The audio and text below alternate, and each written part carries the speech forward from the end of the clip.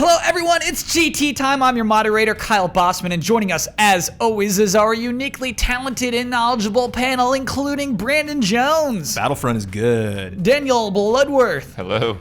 In the super seat this week, Ben Moore. Howdy. And making this all happen in the booth, Ian Hink. Hi. There it is. In the booth. That was really weird. The You were gentle like caboose. ahead and then behind, and then it was weird. My flow was weird. Yeah. I'm sorry. Sorry about that flow. Ben, we have a very serious question for the super seat this week. I've been waiting for this answer, actually. By the way, are you allowed to say Battlefront is good? Isn't that like breaking some embargo? No. He's streaming it today. I'm sure you can that's say so that much. weird. I That's can so, offer so impressions, weird. I just can't throw a score up. Persona 5 is good. Embargo broken. Ben, here's what happened. The aliens have invaded. One alien, though, has gone rogue. It's holding a lightsaber and a Tron disc. It says, "Hey, buddy, I'm here to help. Take one of my weapons." Which do you take? This is the best question you've ever done. I love it. Okay. I thought so much about this. All right, let's get this out of the way. Lightsaber, cooler weapon. Okay, right. It's just the color represents something about you as a human being. Right. That's all well and good. Okay, if I used a lightsaber, I would cut off my own hand. I can't charge into battle and swing a weapon. It's not going to happen. Sure. I'm not saying I would be any better with a Tron disc, but at least I would be at range and I might have more of a shot. So I'm absolutely picking the Tron disc. Great rationale. I appreciate that. Yeah. And confidence, too. Yeah, well, I'm dying if I'm going into battle. It's Yeah. just the time to death will Well, change. that's it. But for that reason, I'd rather go down, even if I don't even get to kill a person. I'd rather go down looking like a Jedi. I understand that. But you see, like, what if the alien comes before Persona 5? I need to try to hold out as long as I can. Yep, I got You're things to playing it think with one about. hand and throwing the disc with the other. Right. Thank you for that, Ben. We should Yeah. move on to corrections. Begin correction music, please. Scott Cawthon. He's the person who made Five Nights at Freddy's. We have the whole story. This is from Indie Game Magazine, and this is his own words in an interview about why he made Five Nights at Freddy's. I'd made a family-friendly game about a beaver before this, but when I tried to put it online, it got torn apart by a few prominent reviewers. People said the main character looked like a scary animatronic animal. I was heartbroken and was ready to give up on game making. Then one night, something just snapped in me, and I thought to myself, I can make something a lot scarier than that. I freaking love that story. I do. I love that story a lot. That's I love really that great. so much. What a cool guy.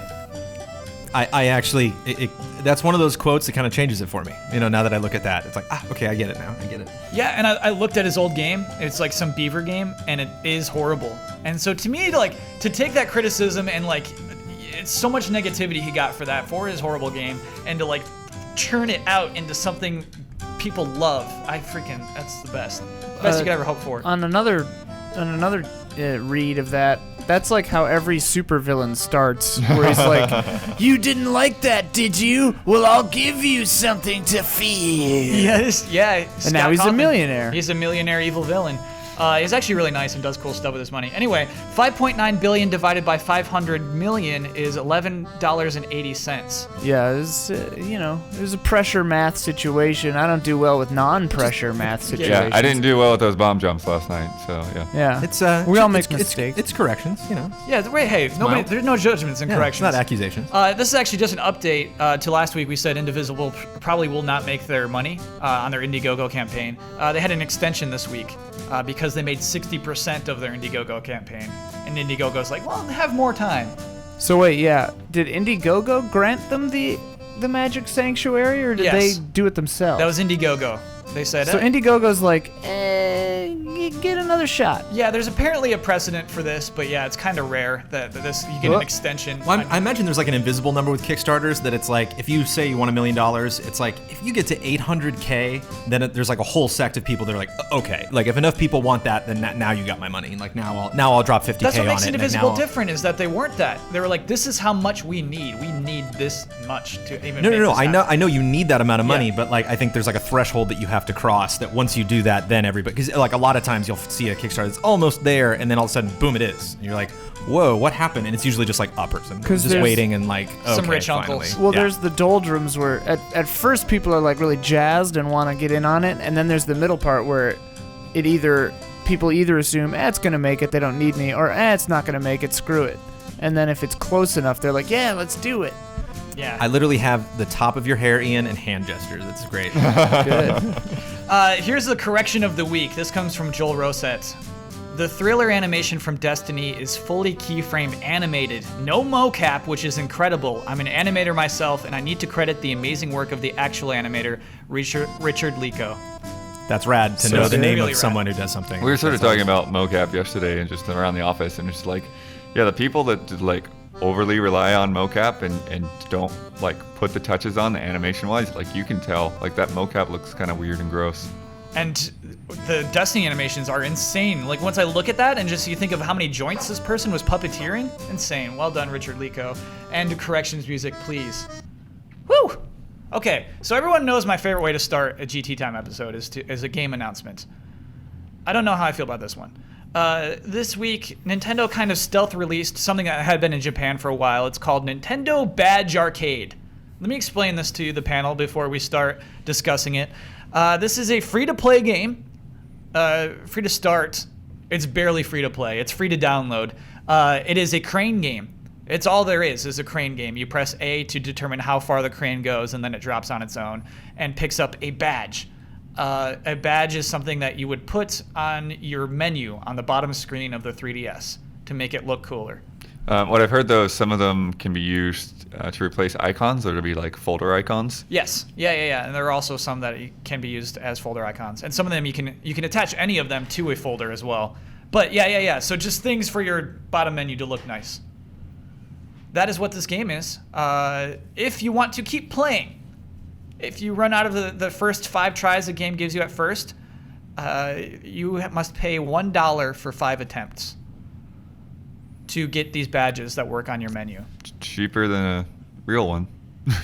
It's cheaper than a real crane game, but a real crane game gives you real things. Yes. And so that's really my predicament with this. Those real things are just as useless though. No. Usually. You get a little stuffed animal. Once in a while, the ones in Japan, they're great. Well, it's But- also skill based, which is like that's just rough. If you have some kind of interactive thing on your gaming handheld, Watch them that, like, start you tossing- literally push a button. Like that's rough. Isn't it skill-based, and you have to be lucky enough to be Yeah. on the 9th try where it actually squeezes hard enough to pick up a toy? Not just that. Well, it's like some people could look at something like Bloodborne and just be like, "Oh, that's all luck there." I mean, you just there's no that's skill involved. not It's just true. like, it's tough. You just gotta keep at it. No, you I mean, know? the way That's these games work in patently real false. life is, even in real life, they don't grab as hard sometimes. Like, that's the random element. And in this case, there's a Game Boy badge that I was trying to get. It's shaped like a box, and so there's really only one way to grab it. And it picked it up perfectly. I nailed it. I nailed the timing, and then it dropped it halfway through because, yes, that's how these games work. I still got that badge, but I got out before I spent money, which was nice.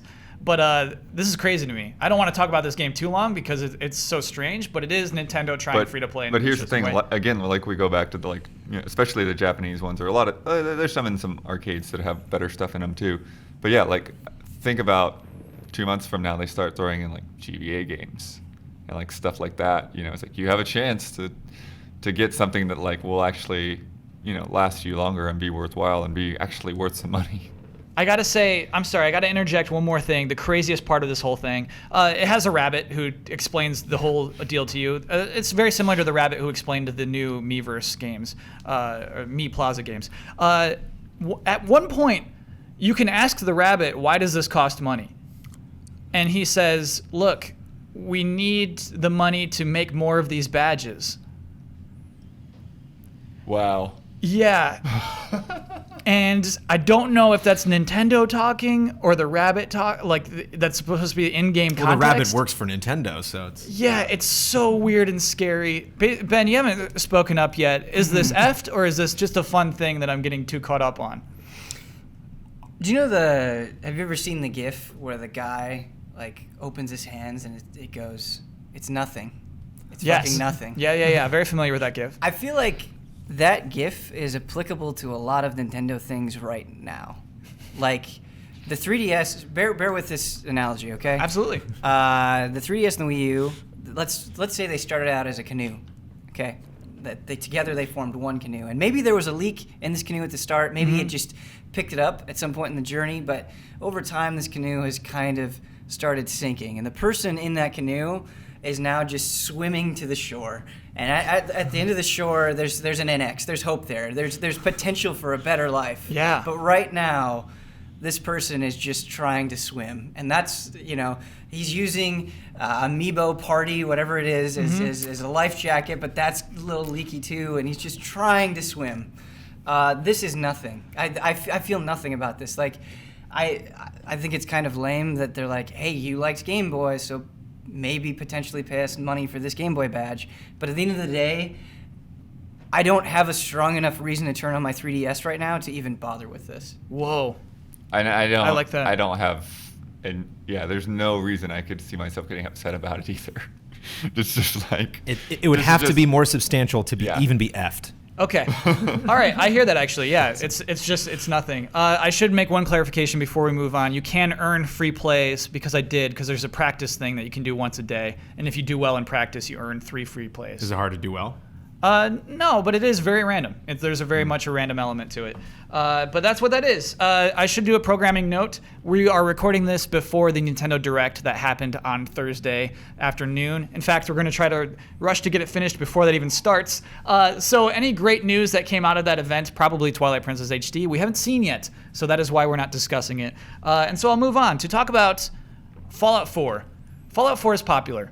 And I want to know why. That's the discussion I want to have today. The article I linked to is just how it was on top of the charts on Steam. I think we learned later from a website that just looks at Steam things that it sold 1.2 million copies on Steam alone. That is an insane number. Anecdotally, Bloodworth, you said it was the highest day we've had all year on our reviews. Yeah, YouTube it was higher than any day of E3. That's insane, right? Yeah. And so, panel, I would love for you to Clearly a explain fluke, to me what is it about Fallout 4? Why is this single-player RPG so popular amongst PC and anywhere? Why is this a popular game? There's like 5 answers to this question, right, Ben? Give me all of them. We could certainly. we could spend the entire you show should. on this. Well, I nominate Ben Moore to speak about Legacy because that's I think there's something really big about. Again, not to drag Halo into this, but when I saw Guardians, the subtitle name to Halo 5, I was like, oh, what a weird choice. I just love just Fallout 4, guys. We're back, and I think we're back is kind of like the battle cry of 2015. Yeah. Just so many franchises. Mystery Science Theater 3000 this weekend got $1 million in a weekend because the guy was just like, do you want me to do this? And everyone's like, yes, do it. $1 million, really? Yeah, Okay. It is blown past any estimation. The dreams are coming official true. slogan for Fallout 4 is "Welcome home." Yeah. Yeah, So- you're right. You're right. And well, what I will say before we actually get into the game itself is, again, that marketing window that we're talking about. People didn't have time to get sick of looking at Fallout 4. I think that's a fantastic point, actually.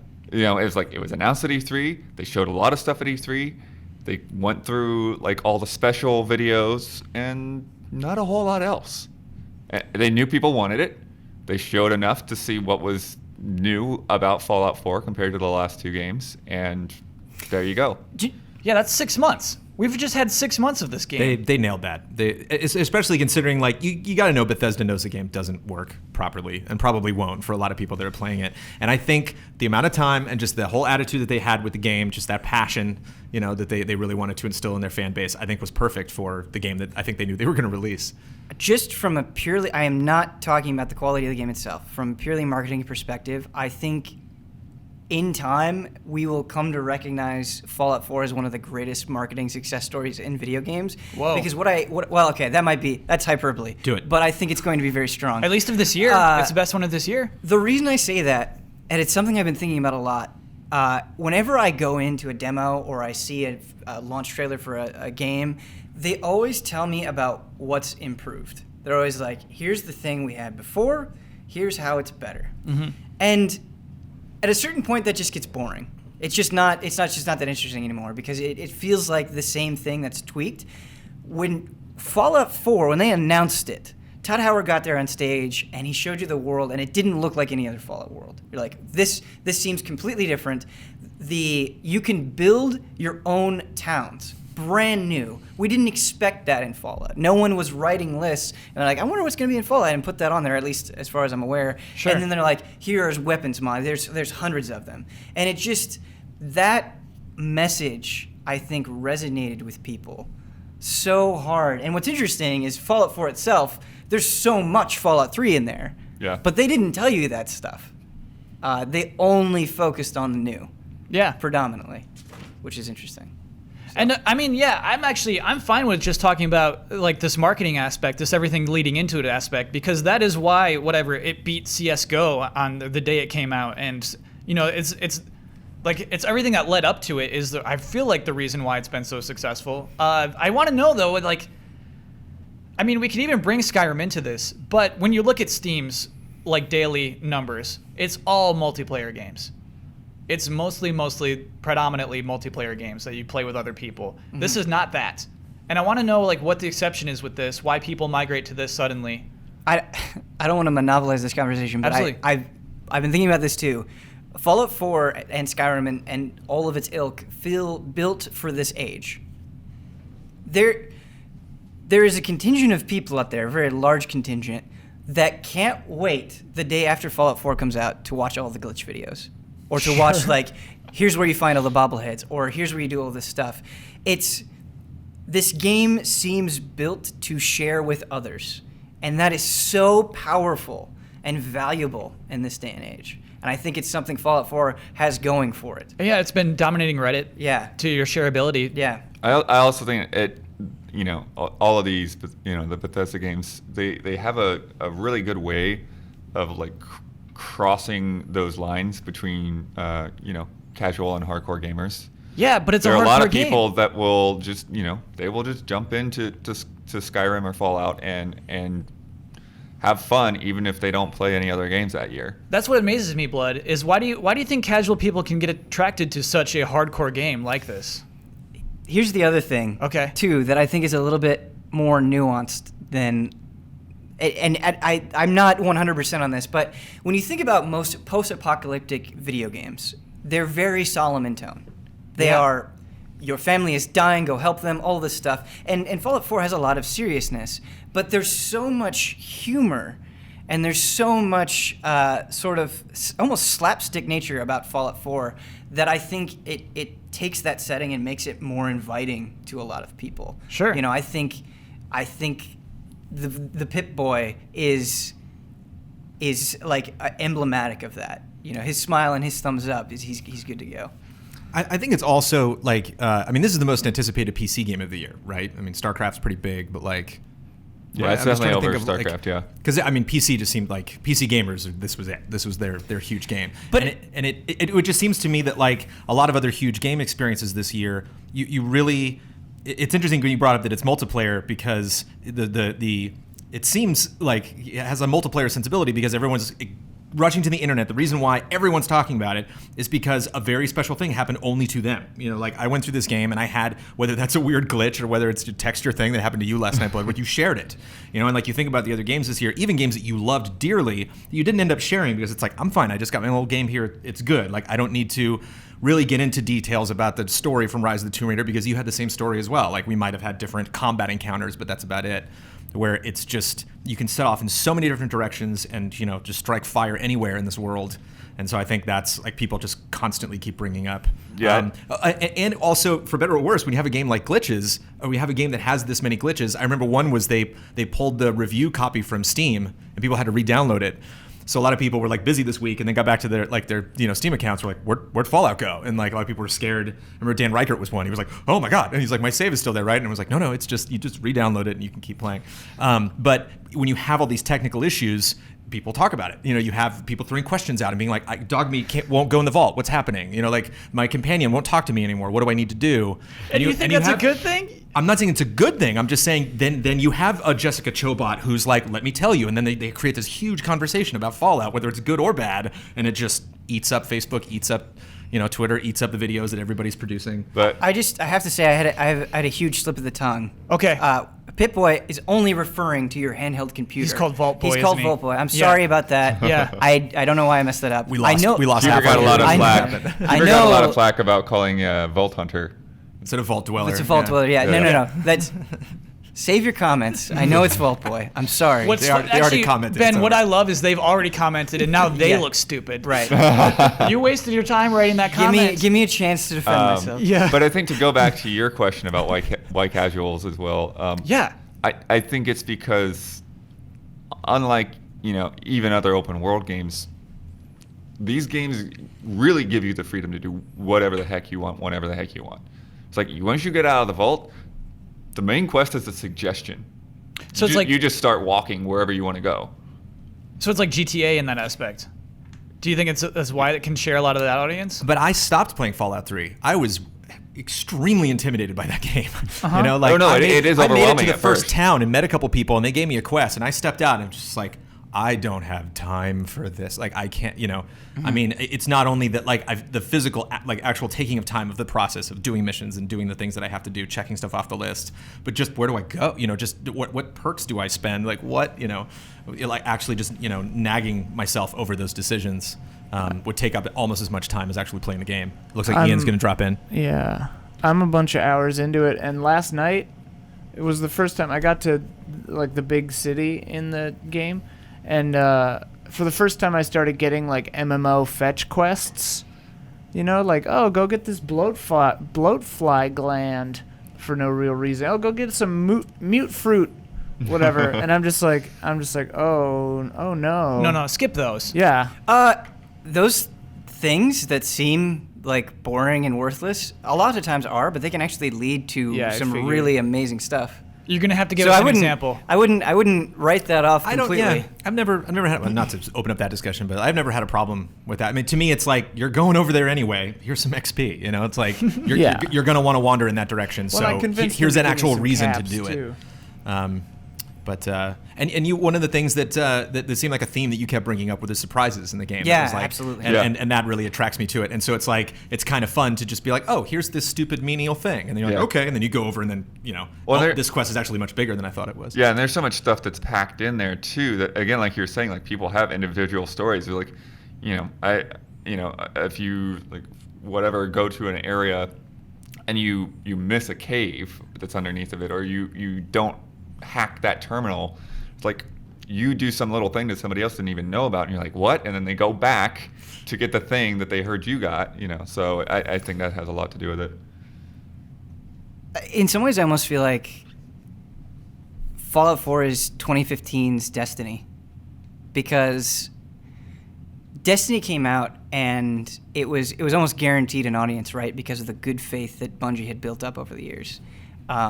And when you're in that position where you have enough good faith and you have sort of a pedigree behind you, people love talking about your problems, and they love talking about your problems forever. Those are headlines that excite people and create really intense conversations. You're seeing a very similar thing with Fallout 4. Do you think we'll still talk about Fallout 4 a year from now, like we talk about Destiny still? With mods, sure. I mean, People are still talking about Skyrim. I was done. So that's the thing. That's where I'm going to go with this. Is I was done talking about Skyrim in 2012. The internet wasn't. Yeah. Like, it felt like for years, You're Skyrim was like one of the biggest games. And I don't know if it'll have that same. Even hype, just but- the Furoda meme was prevalent for months and months and months. You mean Fusroda?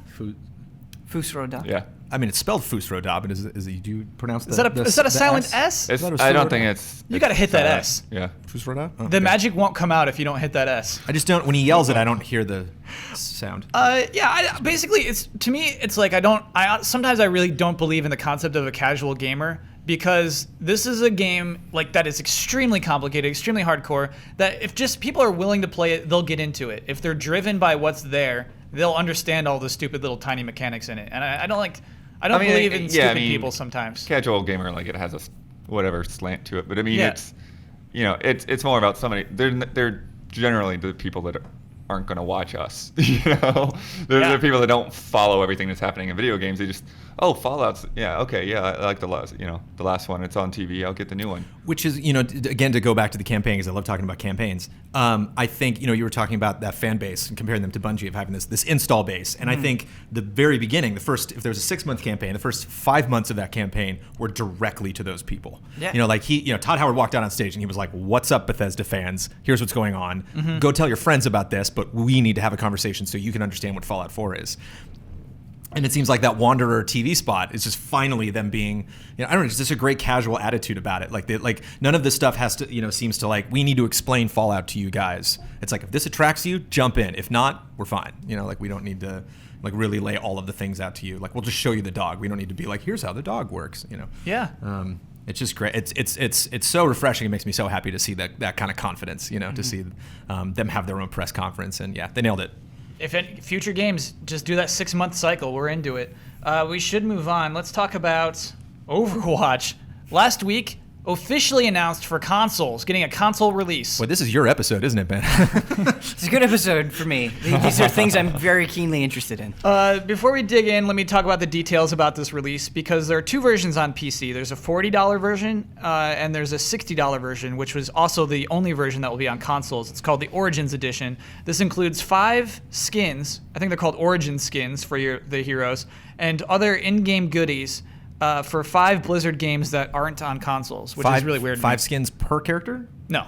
Oh, 5 total. Yeah. Because there's more than 5 characters. So. Absolutely, yeah. Oh, weird. And it's weird because like you'll get something for Heroes of the Storm and you'll get something for Hearthstone, and none of those things are on consoles. So it's a very strange thing.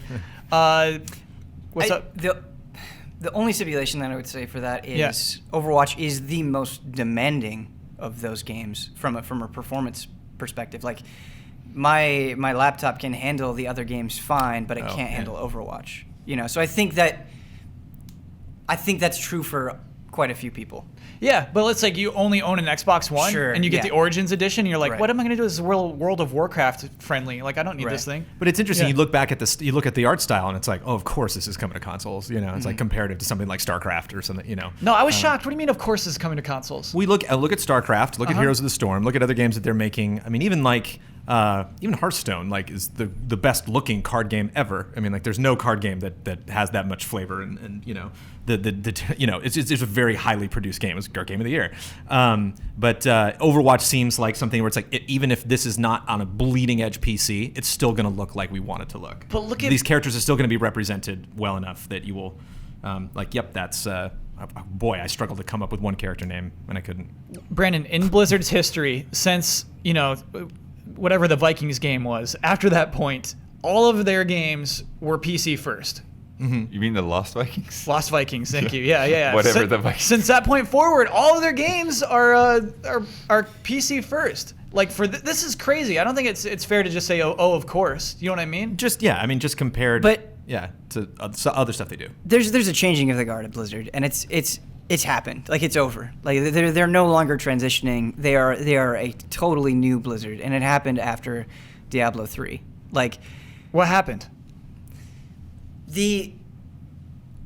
I think StarCraft 2, Legacy of the Void, from what I've played of it, is an excellent game, but the fervor that there was for something like Hearthstone or Heroes of the Storm, or even like the amount of buzz I saw for Reaper of Souls on PS4 and Xbox One, Blizzard's audience has changed.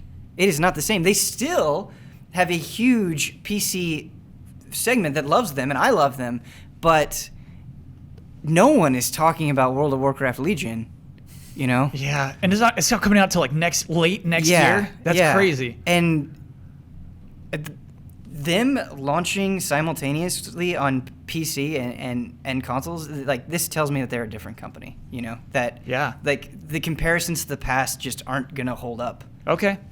Yeah, because they've said this is designed for consoles from the beginning. If I'm like super happy about this, if I'm like ecstatic to play this game on PS4, like, should I be ashamed of that? No, I am too. Yeah. Like, I wasn't gonna play it until they announced that. Yeah. Why? Why is it bad that this is coming onto consoles? I don't know. Because It of doesn't seem some bad to me. like ridiculous perceived notion that this company that rose to fame on PC has to stick that way forever. No, like, if it is a great game, like a truly excellent, this deserves my money kind of game, let it go everywhere. That's fine. There's nothing wrong with that. So I think, though, another thing we should talk about is that people were surprised that it's even cost money, that this isn't a free-to-play game. So I do want to talk about that as well. It's like we can't win, okay? If Overwatch was free to play, you'd just have a bunch of people complaining like, "Oh, Blizzard sold out. They're making this competitive shooter pay to win." Yeah, that would be a thing, right? And now that you're actually paying $40, people are like, "Oh man, I'm disappointed that it's not free." Yeah. So what do? So you know me, you know my own perspective is I'm happy it's 40. And 60 on consoles. Like, please, yeah, just make people pay for your game instead of like compromising it with the microtransactions. Yeah. That might affect the actual gameplay itself. But yeah, I can see why people would think, looking at trends, looking at where the market is right now, why it would be free to play. I think it honestly it comes down to those characters and the fact that there are so many of them that are so different that's just something that in our mind, because of the League of Legends and everything, that we expect that to come with, oh, if you like that guy, then you're going to have to pay for him separately. Yeah. I honestly think it's an extremely intelligent decision because when making something like Heroes of the Storm, when you have games like Dota 2 and League of Legends that are totally free, you can't release a paid MOBA, no matter how much money you dump into it. It's just not going to fly. You can't compete. But, you know, if Overwatch's closest comparison is Team Fortress 2, Team Fortress 2 doesn't have the same level of popularity as something like a Dota 2 or League of Legends. So that It's still up there. it is still up there. It's still prominent. It's Yeah. still something people are going to compare it to, but you're not entering the same level of competition as you are in strictly the MOBA sense. So I think they're confident in feeling like we can charge full price for this and sell characters down the line, and both avenues will be successful for us. Yeah. I'm not saying I'm super pumped about it, but I think it will work for them. I think it's a bold statement and confidence for them to charge $60 for the game. Yeah, we were just talking about confidence. You know, I love that. We're talking about with Bethesda had super confidence with Fallout, and like that's just great that they came along. And I know we're going to talk about Battleborn again later in the show, but just like, you know, what a death blow, you know, to just like, oh yeah, we're also going to be on consoles. We're going to dominate there too. Sure. It's like, ooh, you know. The one thing I'm confused about though, Yeah. is that it's called Origins on consoles. It makes me feel like it's like a stripped down version or something. I Are see, they yeah. the same? Because Origins to me is like, this is the like prequel. It's like the other crappy version. It that is a we're- bad title. It's not a prequel. It But is. like, why call them different names? It's I think it's- confusing. Well, you can also get Origins on PC. Yeah. Yeah. So what is it? What's the difference? You Can get I get the skins. Overwatch on console? You can't get $40 Overwatch on console. Huh. So basically, I think they wanted to create a $60 version of it, so they added a bunch of dumb things to it. And what those dumb things are 5 Origin skins, and For inside Overwatch? for inside Overwatch, Right. and then 5 things outside of Overwatch Oh, right, for okay. various other Blizzard games. But And I that's mean, it. yeah. That's, the That's only worth difference. $20? Yeah. Is As one- Blizzard's one of them a pricing card back? structure is insane. Yeah, you do get an Overwatch card back. Sweet. So As- Brandon's in, yeah. As, All right. as someone who is a fan and consumer of Blizzard skins and Heroes of the Storm, like they've done some really creative things Yeah. in that space.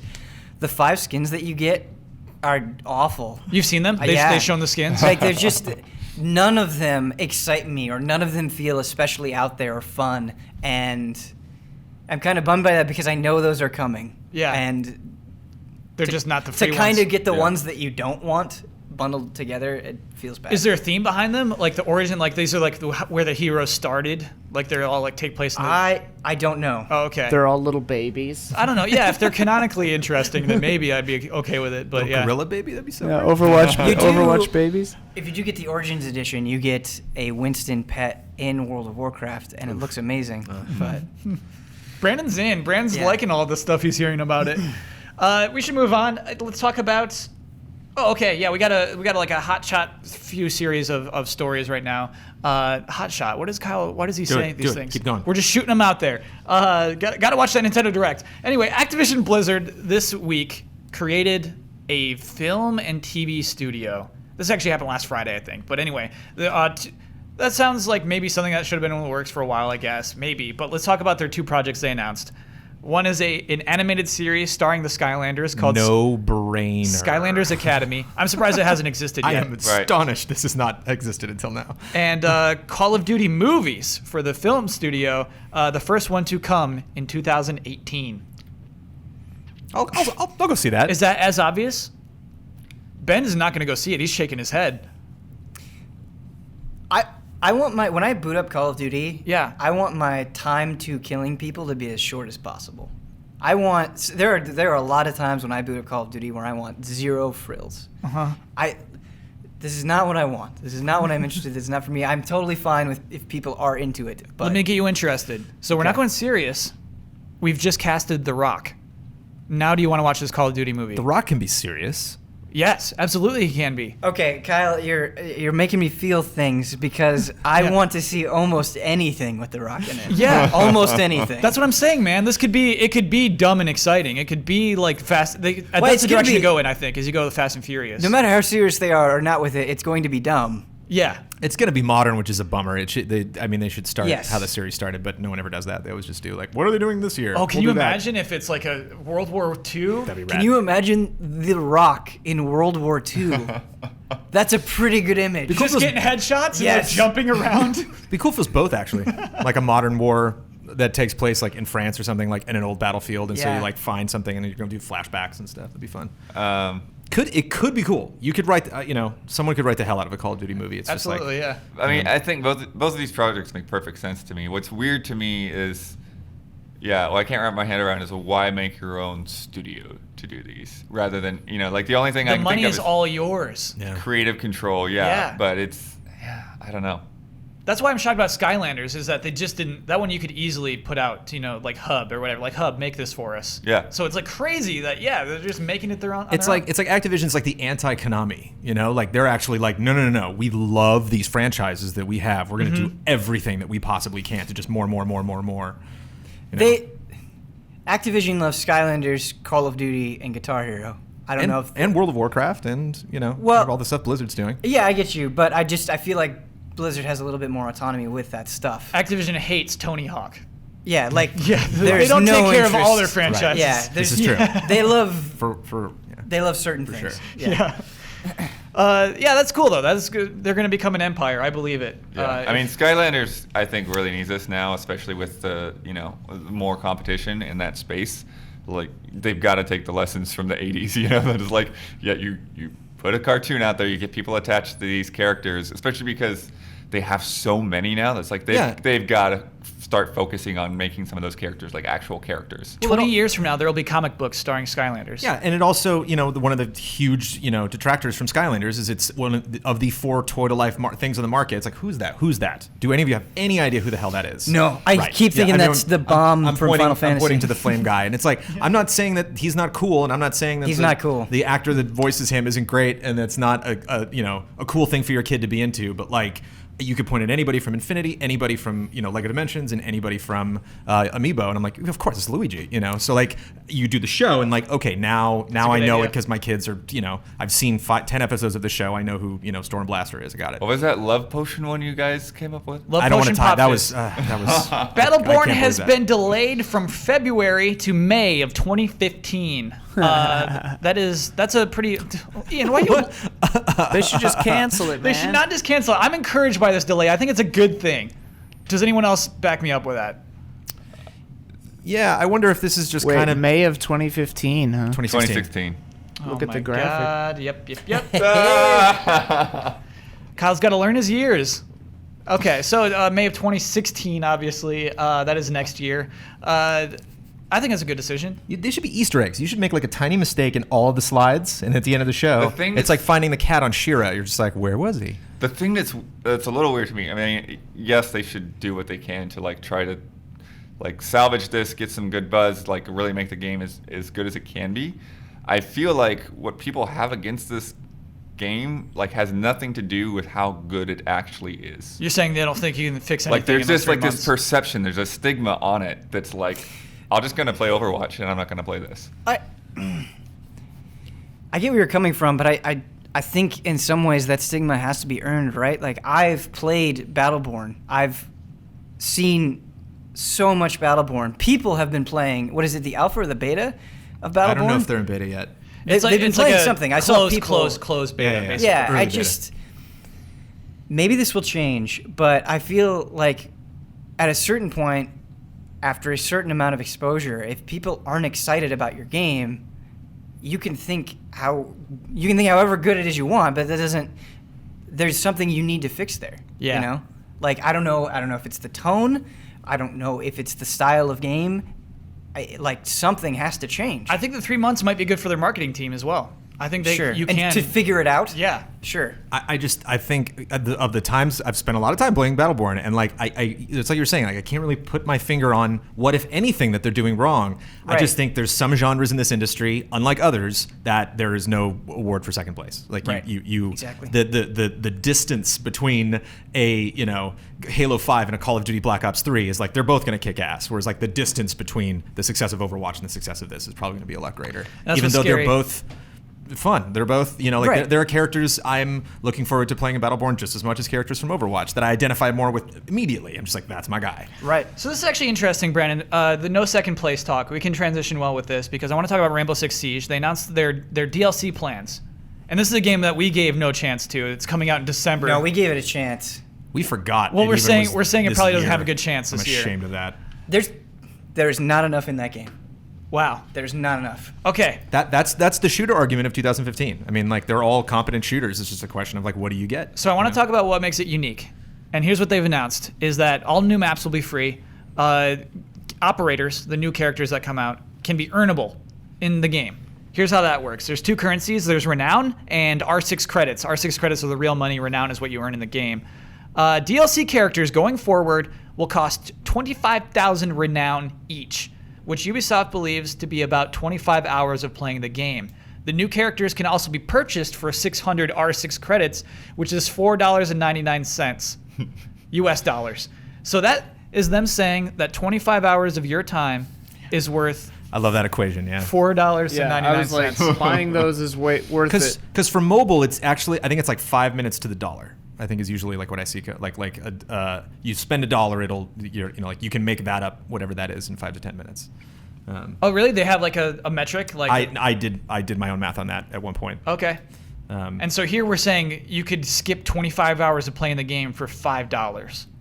Which, if there's only really, like character stuff like that, unless you're like, crazy obsessed, if they announce, what they are ahead of time, like I think you could be like, okay, I don't need these, but I do need that one, so that's the one I'm gonna save up for. Well, and also if they come out later, like after you've already been playing the game for a week, They do come out later, yeah. You've got enough money to buy one if you only want one, in game. As somebody who tries to play a lot of games, something that I found with myself, like there was a period of time where in Heroes of the Storm, I was like, okay, I'm not going to spend any real money getting heroes. I'm going to earn it in game, and it takes forever. Yeah. And so any other game that came out that I was interested in that had these sorts of transactions, I just felt exhausted looking at them, and I ended up not playing them because I'm like, no, I'm already doing this. Like I can't do this with everything. I can only do this with one thing, and I don't want to pay. I'm already buying a ton of games. And so, when Street Fighter V comes out, that to me is going to be the game where I'm going to put in the effort to get the fight money so I can get better at the game. And like, I'm not going to I don't have time for this. You know what I mean? Yeah. And it's a really interesting choice, I think, that people have to make now that they didn't have to before, is when everybody is doing this, where do you put your time? I know the whole idea of like financial stretch goals are always like they kind of had that issue with the pre-order stuff for Mankind Divided. But like, I wonder if it would be interesting for some company to test, and they probably wouldn't make as much money, but to test kind of like a work threshold. So it's not 25K, that's it. It's 25K or nothing. It's like if you get 10K, then it takes $1 away. If you get 20K, then it takes $2 away. So like you just kind of add up like how much have I actually put in, and then that'll drop the price a little bit, as opposed to just like all or nothing. Yeah. So you can at least work towards saving yourself some money. It'd be interesting, like if Hearthstone implemented that, or if that, if it was just kind of like a mix between real money and gold. I should also mention before we move on that there are weapon skins, some that can be purchased with renown, some that can be purchased with US dollars, and some that can be purchased with both.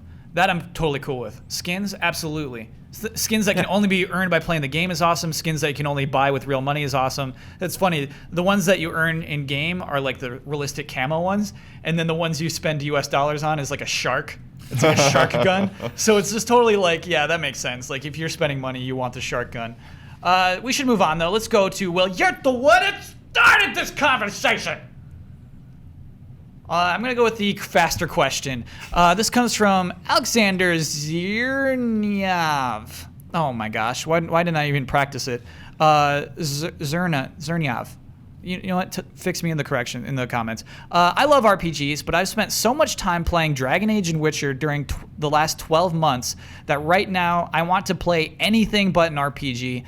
I know that I will like Fallout 4 very much, but I just have no desire to play it for a couple of months. Does anyone here have that same feeling with I games? think all three of us. It's called getting older. Yeah. Yeah, I mean, it's really hard, you know, like, even as much as I love Fallout 3 and as much as, like, Fallout 4, that was the game I was waiting for this fall. It's like, man, I jump in and I'm like, oh, man, this huge world. And I just got done with Assassins not that long ago. And just like, you know, it's like, I kind of have to force myself through the first couple of hours just to start absorbing it and, like, learning the new systems and, like, how much of this stuff do I need to pick up? And I ask Twitter, and they're like, pick up everything. I'm like, I don't want to pick up everything. Huber and I talk about this all the time. The zeitgeist is very important to us. Yes. And what I've learned about myself, like, I've played 4 hours of Assassin's Creed Syndicate, and I actually really like it, which I was not expecting. I can't wait to get back to that game. But my affection toward Assassin's Creed is not the same level of affection that I have with other series. I enjoy it, but I don't love it. I don't go on Reddits about it. I don't go to GAF looking for Assassin's Creed information. But I've been a giant Fallout fan forever. Like, no matter what, I would drop everything just to be part of that first week, to be part of that excitement, to see people figuring it out. Like, that's really important to me because I care about this series. And those are sort of the emotions that you have to figure out with yourself. You know, like when a Pokemon game, I'm just making assumptions here, but when a Pokemon game comes out, like, you want to be part of that, right? Yes. Like, whatever else is going on in your gaming library doesn't matter at that moment. And I think that's pretty easy to do if you've been playing games for a while. Immersion is very, very important to me. That's one of like the values that I treasure most in games. And to me, it's all or nothing. Like, I can't get half immersed in a game. I can't just like put my toe in the pool. Like, I'm either, and like Overwatch is a great example. Like, I won't be immersed in Overwatch. Like, I will play it and love it and it'll be great. You know, but like, I'm not gonna like, okay, you know, like, I really want to get good at this guy. Kind of like a fighting game. It's like I don't enjoy fighting games because, like, well, I clearly need to put 20 more hours into this, just this one character, to even be like competent at this. What do you get immersed in? Games like Fallout, games like The Witcher, games like Dragon Age. He brought up Dragon Age, and man, that makes me depressed. I beat Dragon Age 1 and 2 several times, like for GT features and just for my own enjoyment, and I didn't touch Dragon Age 3. Man, like, it's so tough to just leave a franchise like that behind because I just have other priorities. And so it's like, yeah, I'm not gonna, like, I actually had a discussion today where I'm just kind of looking for Game of the Year awards and being like, okay, what do I need to finish? So then I know, like, okay, Fallout, sorry, you're 2016. I'll get to you later. Mm-hmm. Because I can't, you know, getting through that game is not just kind of like a spectator sport where I'm just like, this game's fun. It's like, no, I am this guy. I am this wanderer. I am real, you know, I'm gonna take 30 minutes customizing this guy. To me, that's just personally is the only way to play that. Well, there have been games that I've waited on, and I actually regretted waiting because they seemed even more overwhelming. Like, if we use Fallout 3, for example, like, at a certain point, that game had 4 substantial add-ons to it. And if, like, I would have come to that game after all of those add-ons would have been out, not only... It's like double the length. Yeah, and it, like, that sometimes drives me away even more. And Sure. I think it's something because there's a season pass out for Fallout 4. Like, more is on its way. You have to think about that, It's like too. the Borderlands pack. You know, like, you can pick up, like, you know, 2, and it's like, oh my god, they just, like, all the box art in the trailer, like, gung, gung, gung, gung, gung, gung, gung. And it's just like, that doesn't entice me. Like, that seems terrifying. Before we should move on, I want to make a programming note again. Brandon beat Metal Gear Solid 5. I did. The one thing that I'm really curious about is boy. Weird. That's strange. Do you know? I mean, like, it's of all the games that I've not only played this year, but the last couple years, it was like, oh. It was definitely. I Okay. texted Brad at the end. I was like, "Did I beat the game?" Yeah, the credits were rolling, and I was like, okay. Especially because I saw people mentioning, like, oh my god, level 38. Oh my god, mission 42. And I, like, you know, at mission 30 got credits. And was like, oh, okay. But somebody just hit me up on Twitter today and was like, did you do Quiet's last mission? And I'm like, I don't think so. I really want to do that. Yeah, that's optional though. Like, you beat the game. You finished it. But you should see it. You should see Quiet's mission. Oh, it's so hard though. I maxed her out, like, at level 16 or whatever. And then you guys all hated the end of the game, so I stopped playing. Do you have to get to 100? Is that how you unlock it? Or do You have to max out or? her bond to get the Right, mission. and that's 100, right? Isn't that the cap for bond? Or it's just the icons, right? If it fills up I all the think little that's logos, yeah. then It's a number. Yeah, It's yeah. You'll know. okay. When does it happen? How do you do it? You have to get. just happens You and have to a mission get much appears. farther than where you're at Then currently. where I am. But it's one of I'm those- still it's in one of those chapter gold side 1 or ops, right? 2 or whatever. It's like a. It'll You're be still in gold. Act 1. Yeah, you get it in Act 2. It is a yellow side Oh, up. actually, no, it's not. It's a tricky one. You think it's a normal side op, and then it is. Okay. It isn't. It's very cool. Just Sorry like how I you ruined that, read her. everybody. It is confusing. Yes. Time for bets. Star Wars Battlefront releases next week. On the PlayStation 4 version of the game, we're going to start a random match of Walker Assault on Hoth. Without making any modifications, we're going to straight in. Brandon, he's going to do this actually. We're going to start the match just pressing forward all the way on the left analog stick. That's mine. How long will we last before dying? Ben's down there. Ben has lost his bet. Ben, how long are we going to last before our first death? 15 seconds. Yeah, nice. He's probably right. Okay, Bloodworth, how long are we going to Mine last? is a complete long shot, stupid bet. But here we go. Ooh. 6 minutes. I like it. Ooh. Okay. Yeah, because we could be just running up against I'm the wall. scared what your bet is. Are you going next? No, you're next. Okay. I say 30 seconds. I like that one too. Nice.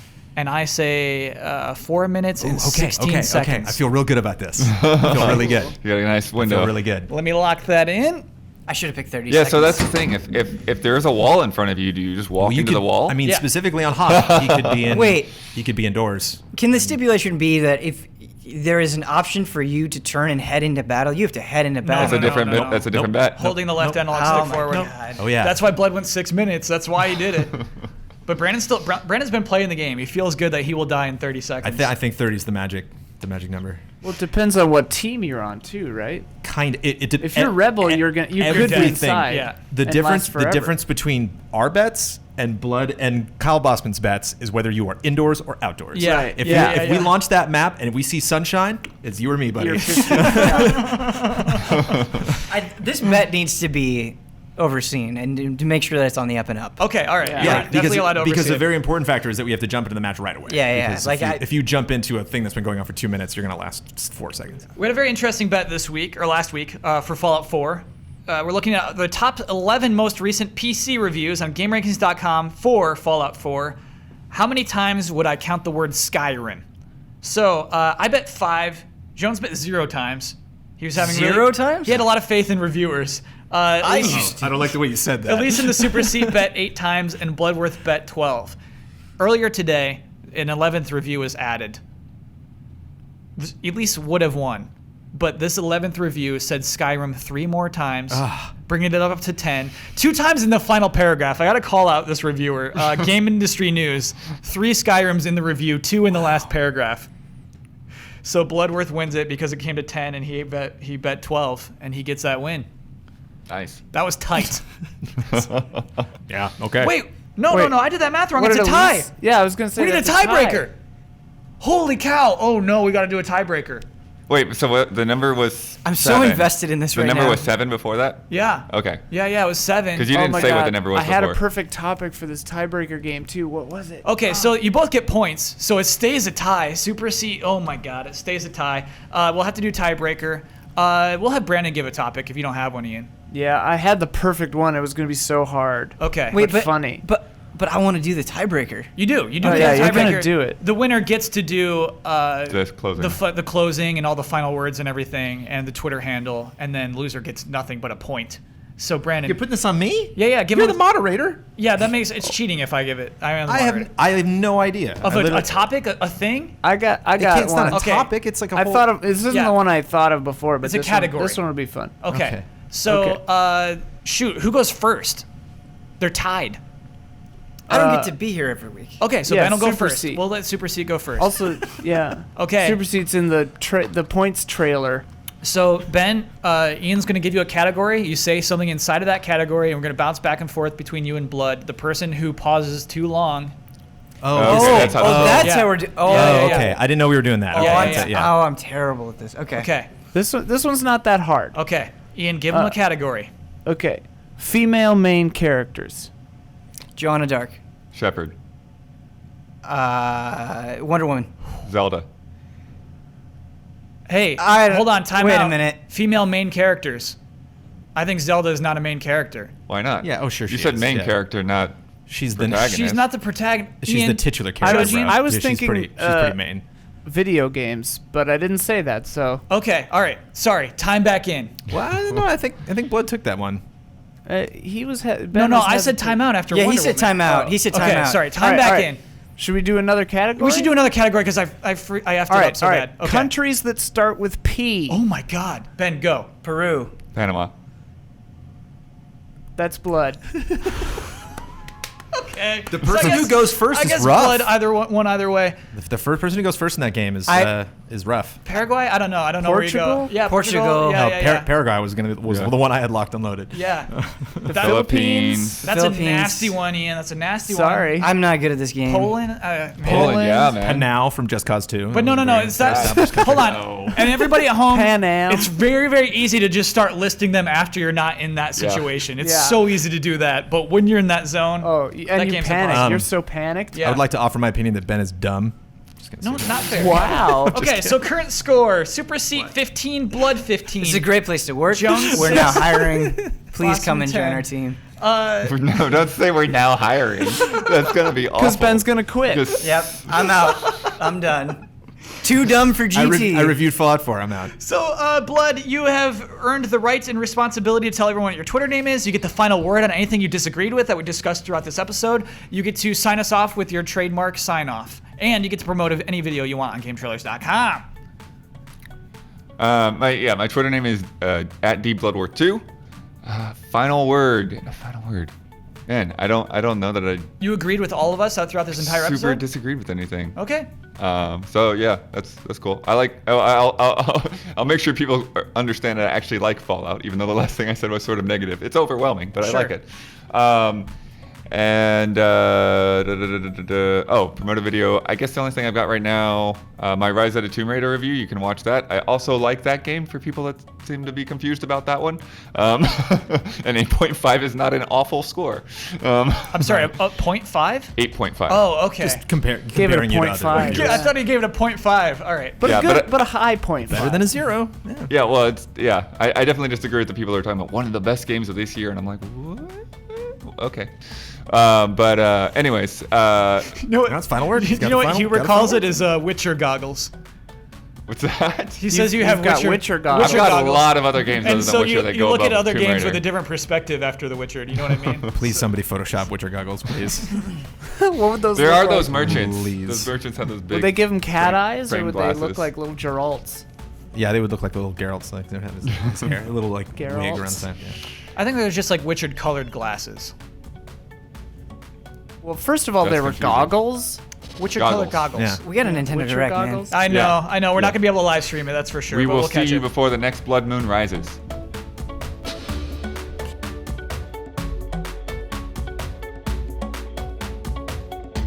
I love.